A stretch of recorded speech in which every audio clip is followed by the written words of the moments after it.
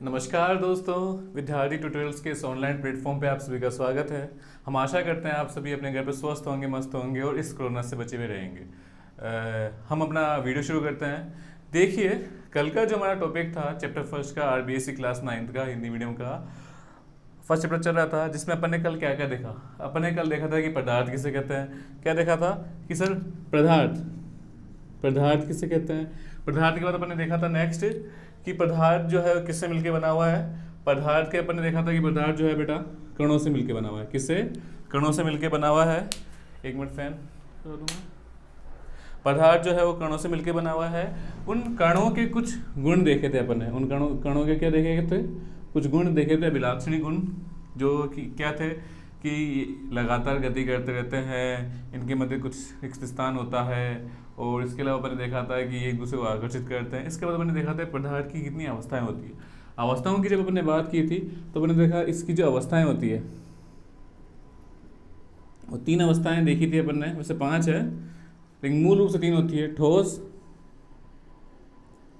द्रव, लिक्विड, और द्रव्य अलग होता है, और गैस। ठीक है, ठोस, द्रव्य और गैस, तीनों अवस्थाएं देखी थी। यहाँ तक अपना हो गया था। आज का अपना टॉपिक रहेगा इसके आगे से।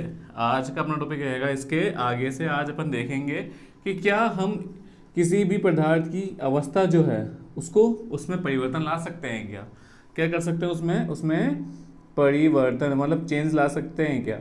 परिवर्तन का बेसिक मीन्स है कि कोई ठोस है, उस ठोस को द्रव, और जो द्रव है उसको गैस में बदला जा सकता है क्या।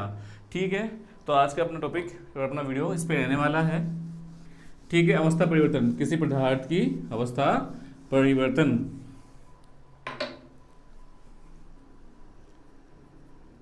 पदार्थ का अवस्था परिवर्तन, पदार्थ की अवस्था परिवर्तन, अवस्था परिवर्तन। ठीक है, अवस्था परिवर्तन देखिएगा, पर किसी पदार्थ की अवस्था परिवर्तन 2 तरीके से की जा सकती है।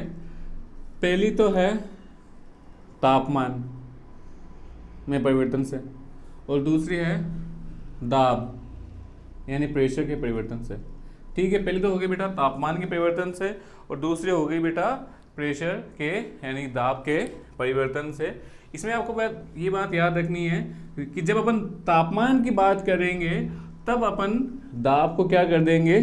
फिक्स, क्या कर देंगे? स्थिर रख देंगे। ठीक है, मतलब यही मान लेंगे कि जो दाब है किसी जगह का, वो ना तो बढ़ रहा है ना ही कम हो रहा है, ओनली तापमान में बात देखेंगे। और जब अपन दाब की बात करेंगे तो अपन किसको फिक्स मान लेंगे? तापमान को। ठीक है, तो अपना जो फर्स्ट रहेगा वो तापमान का रहेगा। ठीक है, कि क्या तापमान में परिवर्तन से किसी भी पदार्थ की अवस्था में परिवर्तन हो सकता है क्या। इसके लिए अपन एक एग्जाम्पल लेते हैं। एक बर्फ, कुछ बर्फ के क्या लेते हैं? टुकड़े लेते हैं, क्यूब्स लेते हैं, आइस क्यूब्स लेते हैं। ठीक है, अभी किस अवस्था में बेटा? तो आप बोलेंगे सर अभी तो ठोस अवस्था में है, सॉलिड फॉर्म में है। मैंने इनको क्या किया, जैसे फ्रिज से बाहर निकाला, कुछ टाइम बाहर रखा, या मैंने इनको थोड़ा सा गर्म किया, तो ये जो है किसमें चेंज हो गया बेटा? पानी में। ये तो है बर्फ, पानी, बर्फ, पानी। और जो ये पानी है ये कौन सी अवस्था में बेटा? ये हो गया बेटा आपके द्रव अवस्था में। किस अवस्था में? द्रव अवस्था में। यदि इसको मैं और गर्म करूं तो आप देखेंगे कि ये जो पानी है इसका वाष्पीकरण हो जाएगा, गैस बन के, जलवाष्प बन के उड़ जाएगा। ठीक है, जलवाष्प बन के उड़ जाएगा। अब ये कौन सी अवस्था है बेटा? ये है आपकी गैसीय अवस्था। ठीक है, तो मतलब मैंने क्या किया, सिंपल सा तापमान में परिवर्तन करने से मैंने ठोस को द्रव में, द्रव को गैस में परिवर्तन कर दिया। इसका उल्टा भी पॉसिबल है कि अगर मैं इसको जल वाष्प को ठंडा कर दूं तो किस में चेंज हो जाएगा? द्रव में। और द्रव को ठंडा कर दूंगा तो किस में चेंज हो जाएगा? किसमें? ठोस में। जैसे कि पानी को अगर मैं फ्रीजर में रख दूंगा डाल के किसी कटोरी में, तो बर्फ बन जाएगी वापस। और जल वाष्प को पानी में कैसे चेंज कर सकते हैं, कैसे चेंज होते हैं? तो आपको पता है कि जब आप खाना बनाते हो तो खाना बनाने के जो बर्तन होते हैं उस बर्तन के ऊपर जब ढक्कन लगाते हो आप, उस ढक्कन को कभी आपने पलट के देखा है तो उस ढक्कन के ऊपर क्या हो जाती है? पानी की बूंदें यहाँ पर नीचे की साइड आ जाती है। वो पानी की बूंदें कैसे आ गई? तो देखिए, जब आप सब्जी या कुछ बनाते हैं, पानी गर्म करते हैं, तो मान लीजिए ये पानी का एक बर्तन है, इसमें पानी भरा हुआ है। पानी यहाँ तो है आपके द्रव में, लेकिन गर्म होने की वजह से किस में चेंज हो जाता है वो, जल वाष्प में, जल वाष्प में चेंज हो गया। इसके बाद आपने जब ऊपर ढक्कन लगाया, इसके बाद आपने जब ऊपर ढक्कन लगाया, उस ढक्कन पे टच होके वापिस से जो जल वाष्प यानी कि जो गैसीय अवस्था में जल है वो बूंदों में परिवर्तित हो जाता है और वापस किस में जाता है, पानी की बूंदों में, जो कि क्या है वापस से द्रव। तो इस गैस का द्रव में चेंज होना ही क्या कहलाता है तुम्हारा, मतलब बताऊंगा मैं आपके, संघनन कहलाता है। और ये तीनों अपन देख लेते हैं कि इन तीनों में परिवर्तन को किस किस नाम से जाना जाता है। ठोस, द्रव और गैस के बीच में परिवर्तन किया जा सकता है तापमान में परिवर्तन से, कि मैंने इधर लिख दिया बेटा ठोस,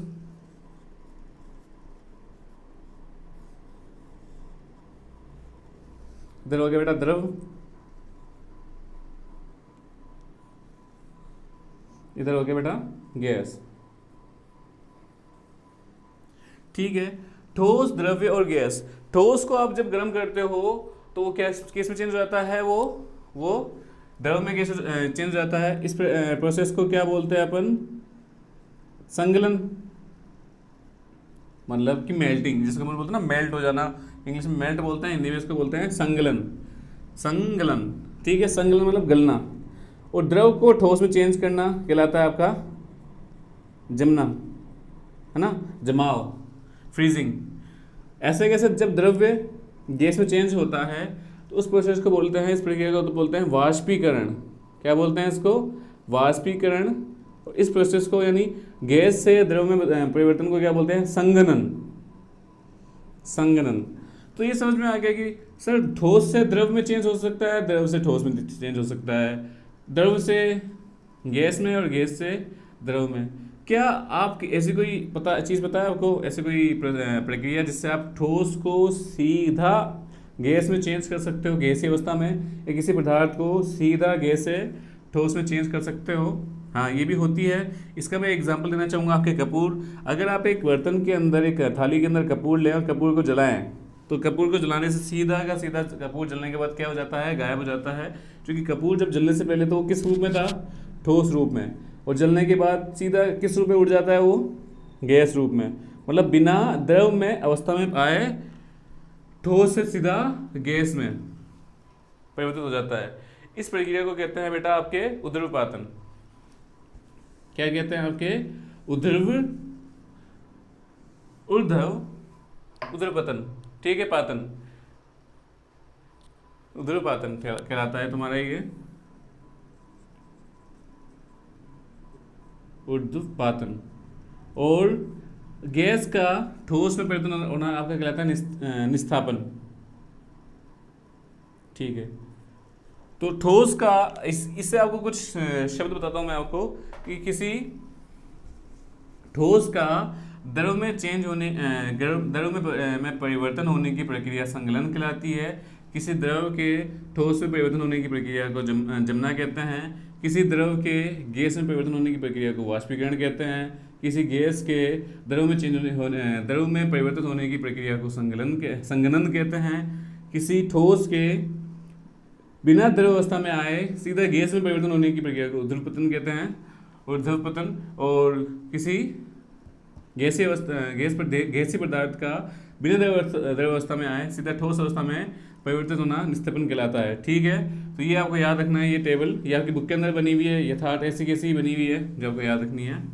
ठीक है, इसके बाद में एक शब्द और है इसी के अंदर, तापमान के अंदर, वो है बेटा आपके गुप्त ऊष्मा, हिडन हीट, गुप्त ऊष्मा। गुप्त ऊष्मा, गुप्त ऊष्मा आपकी दो है, एक तो है वाष्पीकरण की गुप्त ऊष्मा और दूसरी है आपकी संगलन की गुप्त ऊष्मा। तो अपन पहले गुप्त ऊष्मा समझते हैं, दोनों की एक साथ समझते हैं। देखिए, इसके लिए मैं एक एग्जांपल लेना चाहूँगा। आपने क्या लिए, कुछ बर्फ़ के टुकड़े लिए, आपने क्या लिए, कुछ बर्फ़ के टुकड़े लिए और एक बर्तन के अंदर, एक क्या लिया, एक बर्तन लिया। उस बर्तन के अंदर उन बर्फ़ के टुकड़ों को आपने रख दिया। ठीक है, रख दिया और साथ में इसके यहाँ लगा दिया बेटा आपने एक थर्मोमीटर, तापमापी। ये तो हो गया आपके तापमापी, थर्मोमीटर। ये आपके हो गए बर्फ़ के टुकड़े। अब यहाँ पे क्या किया आपने, नीचे इसको ऊष्मा दी या नहीं दी, सिंपल सा रखा। आपने किसी समय, जैसे मान लीजिए दोपहर के 2 बजे, आपने थर्मामीटर के अंदर डाला इसको, इसमें इस पात्र में आपने देखा और देखा कि थर्मामीटर के अंदर जो पैमाना था, तापमान था, वो मान लीजिए -15 डिग्री सेल्सियस आ रहा है। थोड़ा तापमान बढ़ा, जैसे मान लो हर 1 मिनट के अंदर बात कर रहा हूँ मैं, 0.1 में PM पे उसका क्या हो गया, मान लो 14 डिग्री हो गया माइनस के। तापमान बढ़ रहा है, तापमान बढ़ रहा है तो धीरे धीरे इसका तापमान बढ़ेगा, तो -15, -14, -13, 12, 10, 0 तक आएगा। तो मैंने मान लिया ऐसे करते करते 2:02 पे इसका हो गया 13 डिग्री, 2:03, 4, 2:05, 2:06, 2:07, 8, 9, 10, कितना हो गया, -12, -11, -10, -9, -8, -7, -6, -5। मैंने और किया, जैसे कि -5 है, 2:11 पर उसका, और मैं अभी भी इसको गर्म कर रहा हूँ, तो -4 डिग्री सेल्सियस हो गया इसका तापमान। 2:12 में मान लो 3 हो गया, 13 पर 2 हो गया, 1 हो गया, 0 हो गया। अब देखो यहां से लेकर यहां तक और यहां तक इसका तापमान क्या था, -15, -14, -13, मैं बर्फ की बात कर रहा हूँ, पानी की। तो पानी इन सभी अवस्थाओं में अभी किस अवस्था में है, अभी वो बर्फ भी बना हुआ है, पानी में चेंज नहीं हुआ, अभी तक वो बर्फ का बर्फ ही बना हुआ है। अब देखो 2:16 पर अगर कुछ तापमान में क्या परिवर्तन आ गया, तो आप बोलोगे सर अब तापमान बढ़ रहा है, तो यहाँ पे कितना आना चाहिए, 1 डिग्री सेल्सियस, है ना, जबकि ऐसा नहीं है।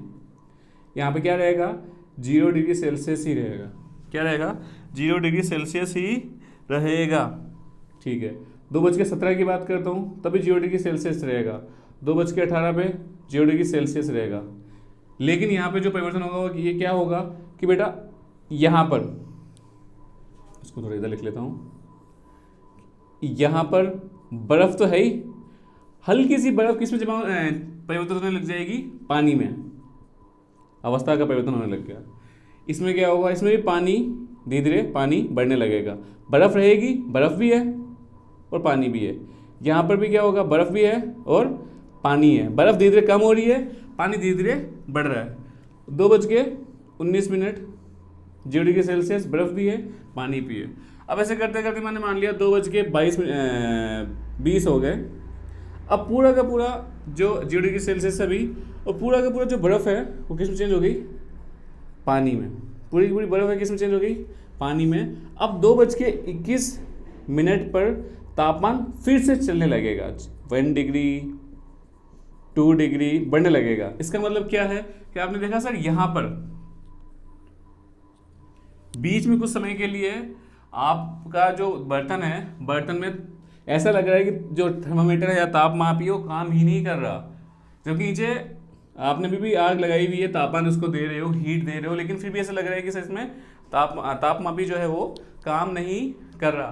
तो ऐसा कैसे होता है, ऐसा होता है क्योंकि इस समय क्या है, इस समय जो तापमान है या जो ऊष्मा है, वो जो ऊर्जा है, वो कौन यूज़ कर रहा है, वो बर्फ़ यूज़ कर रही है, या जो बर्फ़ है वो उसको उपयोग कर रही है पानी में चेंज होने के लिए।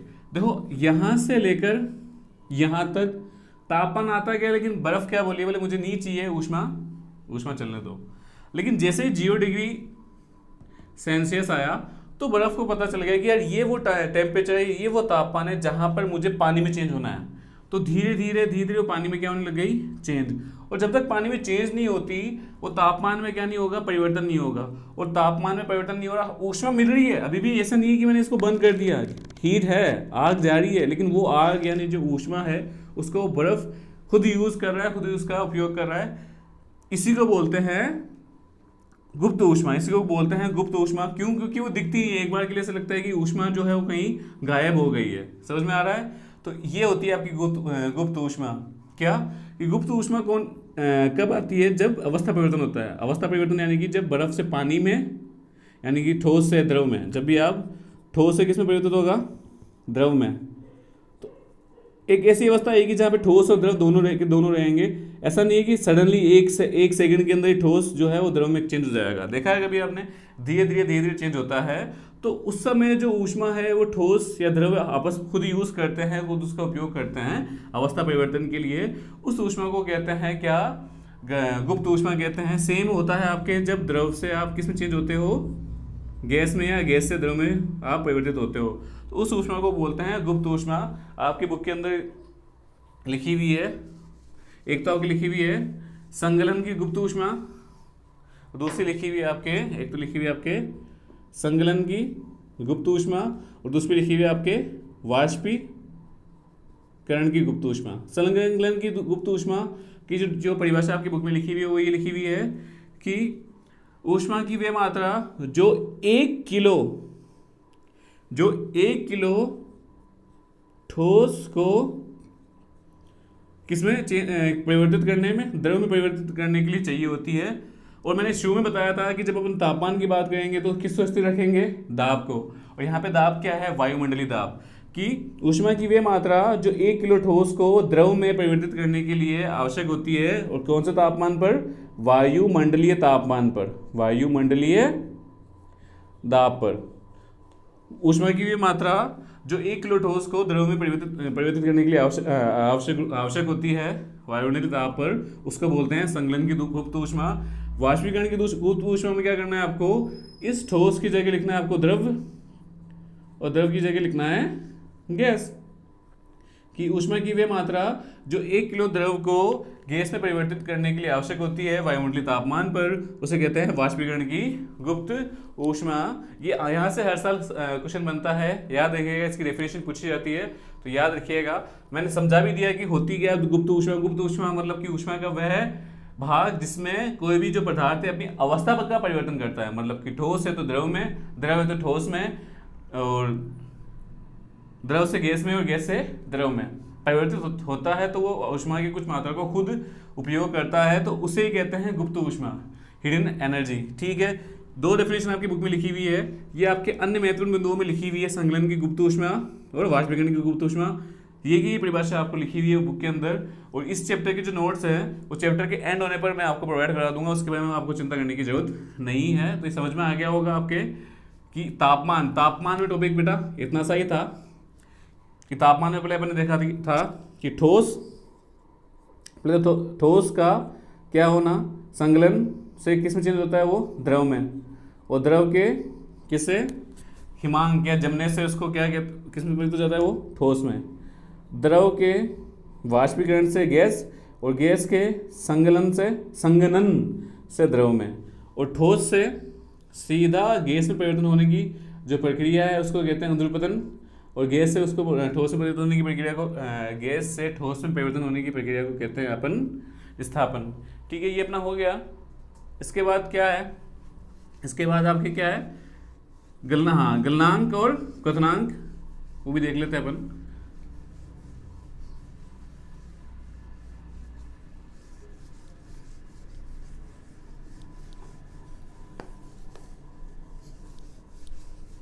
गलनांक और क्वथनांक।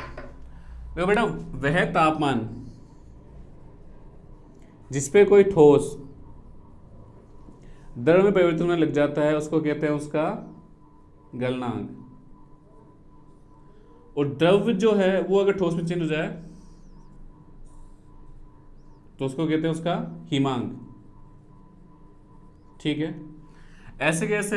वह तापमान का वह बिंदु जिस पर कोई द्रव्य किस में चेंज हो जाए वो चेंज हो जाता है उसमें गैस में, तो उसको कहते हैं उसका क्वथनांक। और गैस से द्रव होने की प्रक्रिया का जो बिंदु होता है उसको बोलते हैं संगलनांक बिंदु। ठीक है, ठोस से द्रव गलनांक। तापमान वह निश्चित तापमान जिस पे कोई ठोस पदार्थ या कोई पदार्थ अपनी ठोस अवस्था से द्रव अवस्था में परिवर्तित होता है तो उससे कहते हैं गलनांक। वापस बोलना चाहूँगा, तापमान पदार्थ के लिए वह तापमान जिस पे कोई भी ठोस द्रव में चेंज हो जाता है, उसे उसका गलनांक कहते हैं। या फिर इसका उल्टा करेंगे तो क्या, पदार्थ के लिए तापमान का वह बिंदु जिस पे वह अपनी द्रव्य अवस्था से ठोस अवस्था में परिवर्तित हो जाता है, उसको कहते हैं उसका हिमांक। इसका क्या हो जाएगा, किसी पदार्थ के लिए तापमान का वह बिंदु जिस पे जिसमें वह अपनी द्रव्य अवस्था से ठोस गैस अवस्था में परिवर्तित हो जाता है, तो उसको कहते हैं उसका क्वथनांक। तापमान का वह बिंदु जिस पे कोई भी द्रव्य किस में चेंज हो जाता है, गैस में चेंज हो जाता है, उस बिंदु को कहते हैं उसका क्वथनांक। ठीक है, ये अपना हो गया, ये अपना हो गया। अपना इसके बाद जो है वो है बेटा दाब। और दाब का जो है ऑलरेडी मैंने आपको बताया था उतना ही है।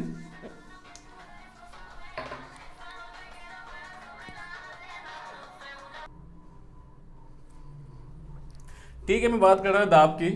अब दाब में क्या है बेटा, दाब में सेम चीज़ है जो अपने कल देखी थी कि यदि आप दाब लगाते हो किसी गैस के ऊपर, तो गैस किस में चेंज हो जाता है, द्रव अवस्था में। उसको बोलते हैं उसका क्या, गैस का द्रवीकरण कहते हैं। इसका अच्छा एग्जाम्पल एलपीजी सीएनजी था। उसके अलावा आप अगर गैस को और ज़्यादा आप दबाओगे तो कभी कभार वो द्रव के साथ साथ और दबाओगे तो किस में चेंज हो जाता है, वो ठोस में। इसका मैं एग्जाम्पल देना चाहूँगा जो आपकी बुक के अंदर है, वो आपके है शुष्क CO2। शुष्क CO2 क्या होती है, CO2 यानी कि जो गैस है उसको आप क्या करते हो, इतना ज़्यादा दाब लगाते हो कि वो किस में चेंज हो जाती है, वो अपने ठोस अवस्था में परिवर्तित हो जाती है। उसको बोलते हैं शुष्क CO2। ये कहाँ काम आती है बेटा, बेटा ये काम आती है आपके किसमें, आपके जितने भी जो शीतलक होते हैं ना पेय पदार्थ, आपके जितने भी जो ठंडे पेय पदार्थ होते हैं उनमें ये काम आती है। और आपने कभी देखा है जब आप उसको शेक करते हो, हिलाते हो पेप्सी की बोतल को, तो उसमें से झाग निकलते हैं, वो झाग शुष्क CO2 की वजह से निकलते हैं। ये सेम बात होती है जब अगर आप किसी पेप्सी के अंदर या किसी भी कोल्ड ड्रिंक के अंदर आप जब मिंट डालते हो, तो मिंट डालने पर भी क्या होता है, उसमें से CO2 गैस रिलीज होती है। ठीक है, तो ये था। तो आज अपन ने क्या क्या देखा उसको जल्दी से रिकैप कर लेते हैं। देखो, अपन ने कल देखा था पदार्थ किसे कहते हैं, पदार्थ किससे मिलकर बना होता है, तो और कणों के अभिलाक्षणिक गुण क्या होते हैं, पदार्थ की 3 अवस्थाएं होती है, ठोस, द्रव्य और गैस, उनमें क्या अंतर होता है। फिर आज अपने देखा कि क्या इन तीनों में अंतर परिवर्तन किया जा सकता है, क्या आप ठोस से द्रव्य और द्रव्य से गैस में परिवर्तित हो सकते हैं। उसके और बोले हाँ अपन हो सकते हैं। तो किस किस आधार पे हो सकते हैं, तो अपने देखा तापमान और द्रव के आधार पे। तापमान के आधार पे अपन ने देखा अच्छे से कि तापमान के आधार पे कैसे हो सकता है, ठोस से द्रव में, द्रव से गैस में। क्या ठोस से गैस में सीधा परिवर्तन हो सकता है, ऊर्ध्वपातन और स्थापन के बारे में अपन ने देखा था। गुप्त ऊष्मा क्या होती है उसको समझा भी, और आपकी बुक में जो डेफिनेशन लिखी हुई उसको भी अपन ने समझा। इसके बाद अपन ने देखा दाब के बारे में कि दाब में क्या क्या चीजें आती है। उम्मीद है पूरा का पूरा टॉपिक आपको समझ में आया होगा। अगर नहीं आया तो एक बार इसको वीडियो को वापस देखिएगा, स्पेशली वो गुप्त ऊष्मा की जो बात होती है हो रही थी, उसको ध्यान से देखिएगा। और उम्मीद है आपको पूरा वीडियो अच्छा लगा होगा। अगर आपको हमारा वीडियो अच्छा लगा तो मेरे वीडियो को लाइक करें, शेयर करें, सब्सक्राइब करें मेरे चैनल को, और हाँ अपने दोस्तों के साथ इसको शेयर करना ना भूलें। धन्यवाद दोस्तों।